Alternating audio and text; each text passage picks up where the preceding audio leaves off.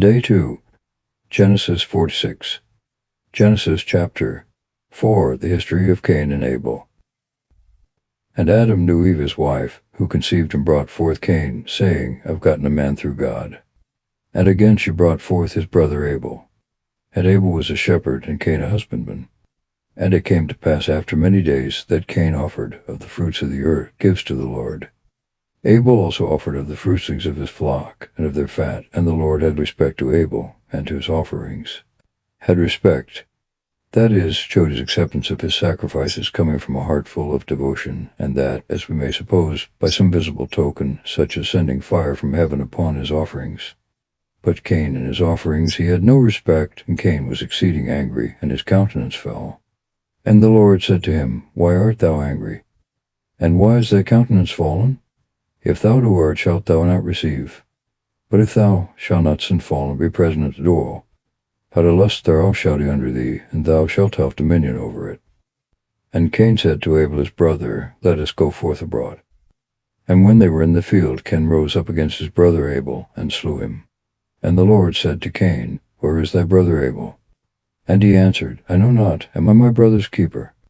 And he said to him, What hast thou done? The voice of thy brother's blood crieth to me from the earth. Now therefore curse of thy be upon the earth. Let earth open thy mouth, and receive the blood of thy brother of thy hand.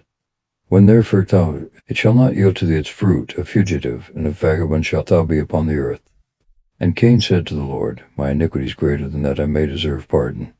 Behold, thou dost cast me out this day from the face of the earth, then from thy face I shall be hid, and I shall be a vagabond and a fugitive on the earth. Every one, therefore, that findeth me shall kill me. Every one that findeth me shall kill me. His guilty conscience made him fear his own brothers and nephews. He healed him by his time. There might be a good number upon the earth, which had not endured me when under 40 years, as may be gathered from general. 5:3 compared with chap. 4:25, though in the compendious account given in the Scriptures, only Cain and Abel are mentioned.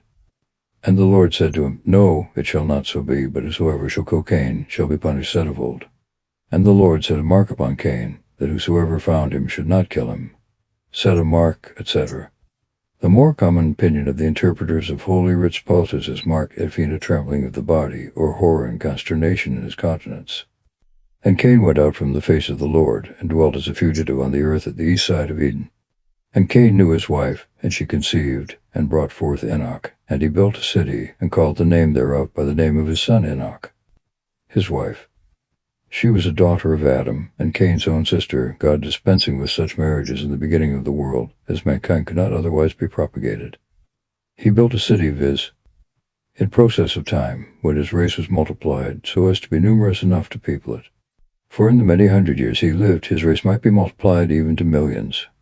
And Henoch begot Rered, and Rered begot Meviel, and Meviel begot Methusael, and Methusael got Lamech, who took 2 wives. The name of the one was Ada, and the name of the other Zillah. And Neda brought forth Jabal, who was the father of such as dwelt in tents, and of herdsmen.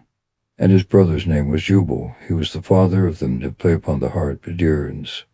Selah also brought forth Tubal-Cain, who was the hammerer and artificer, and of her work of brass and iron. And the sister of Tubal-Cain was Noah. And Lamech said to his wives Ada and Selah, Hear my voice. The wives of Lamech, hearken to my speech, for I have slain a man to the wounding of myself, and the stripping to my own bruising. I have slain a man, etc. It is the tradition of the Hebrews, that Lamech in hunting slew Cain, mistaking him for a wild beast, and that having discovered what he had done, he beat so unmercifully a youth, by whom he was led into the mistake, that he died of the blows.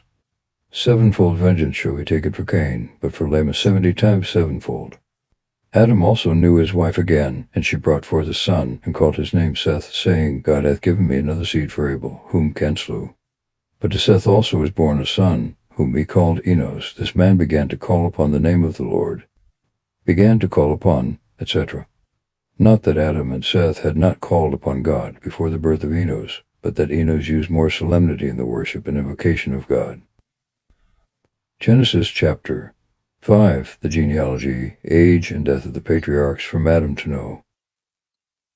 The translation of Henoch. This is the book of the generation of Adam. In the day that God created man, he made him to the likeness of God. He created them male and female, and blessed them, and called their name Adam in the day when they were created. And Adam lived 130 years, and begot a son to his own image and likeness, and called his name Seth. And the days of Adam after he begot Seth were 800 years, and he begot sons and daughters. And all the time that Adam lived came to 930 years, and he begot. Seth also lived 105 years, and begot Enos. And Seth lived after he begot Enos 807 years, and begot sons and daughters. And all the days of Seth were 912 years, and he died. And Enos lived 90 years, and begot Canaan, after whose birth he lived 815 years, and begot sons and daughters. And all the days of Enos were 905 years, and he died. And Canaan lived 70 years, and begot Mahalalel. And Canaan lived after he begot Mahalalel 840 years, and begot sons and daughters. And all the days of Canaan were 910 years, and he died. And Mahalalel lived 65 years, and begot Jared. And Mahalalel lived after he begot Jerem 830 years, and begot sons and daughters. And all the days of Mahalalel were 895 years, and he died. And Jared lived 162 years, and begot Henoch. And Jared lived after he begot Henoch 800 years, and begot sons and daughters. And all the days of Jared were 962 years, and he died. And Henoch lived 65 years, and begot Methuselah. And Henoch walked with God, and lived after he begot Methuselah 300 years, and begot sons and daughters. And all the days of Henoch were 365 years. And he walked with God, and was seen no more, because God took him. And Methuselah lived 187 years, and begot Lamech. And Methuselah lived after he begot Lamech 782 years, and begot sons and daughters. And all the days of Methuselah were 969 years, and he died. And Lamech lived 182 years, and begot a son. And he called his name Noah, saying, This same shall comfort us from the works and labors of our hands on the earth, which the Lord hath cursed. And Lamech lived after he begot Noah 595 years, and begot sons and daughters. And all the days of Lamech came to 777 years, and he died. And Noah, when he was 500 years old, begot them, Cham and Japheth. Genesis chapter 6. Man's sin is the cause of the deluge. Noah is commanded to build the ark. And after that men began to be multiplied upon the earth, and daughters were born to them, the sons of God, seeing the daughters of men, that they were fair, took to themselves wives of all which they chose. The sons of God. The descendants of Seth and Enos are here called sons of God from their religion and piety, whereas the ungodly race of Cain, who by their carnal affections lay groveling upon the earth, are called the children of men. The unhappy consequence of the former marrying with the latter ought to be a warning to Christians to be very circumspect in their marriages, and not to suffer themselves to be determined in their choice by their carnal passion to the prejudice of virtue or religion. And God said, My spirit shall not remain in man forever, because he is flesh, and his days shall be 120 years. His days shall be a tether. The meaning is that man's days, which before the flood were usually 900 years, should now be reduced to 120 years. Or rather, that God would allow men this term of 120 years for their repentance and conversion before he would send the deluge. Now giants were upon the earth in those days. For after the sons of God went into the daughters of men, and they brought forth children, these are the mighty men of old whenever known. Giants.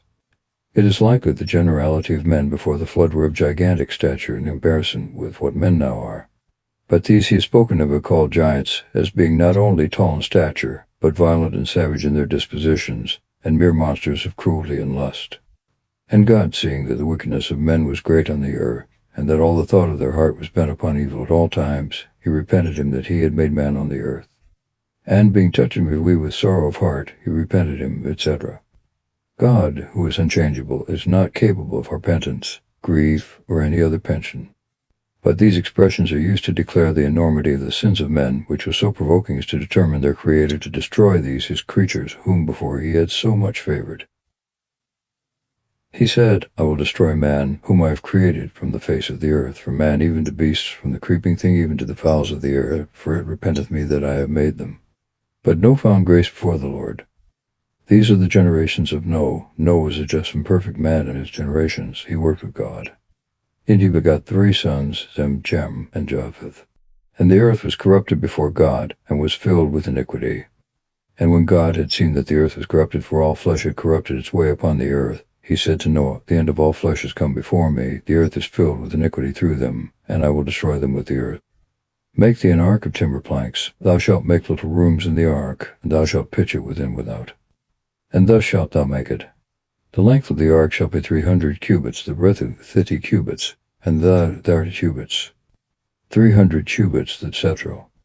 The ark, according to the dimensions he has set down, contained 450,000 square cubits, which was more than enough to contain all the kinds of living creatures with all necessary provisions, even supposing the cubits he has spoken of to have been only 1.5 feet each, which was the least kind of cubits.